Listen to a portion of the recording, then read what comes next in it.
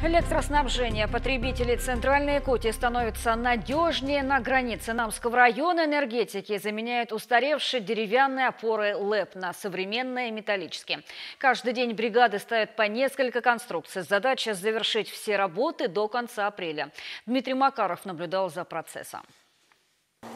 Чтобы установить опору высотой с 8-этажный дом, необходимо все рассчитать до миллиметра. Траверсы должны стоять строго перпендикулярно направлению линии электропередачи. Только убедившись в этом, специалисты закручивают крепежные болты. Вся наша система работы строится на государственных нормативных требованиях охраны труда. То есть у нас вся есть документация, и наряды допуски, и проекты производства работ. Все люди у нас ознакомлены. В принципе, каждый знает свою работу. Конечно, вначале были там пробы и ошибки, но сейчас мы уже приноровились. Это одна из двух параллельных ЛЭП, ведущих в Намский район. Старые опоры обветшали и пришли в негодность. Поэтому было принято решение об их замене. Линию обесточили, и теперь специалисты приступают к работе. Теперь провода будут идти по таким многогранным металлическим опорам. В числе их преимуществ – мобильность и простота сборки. Сама опора состоит из 3 секций, которые стыкуются на конус, и 3 траверсы.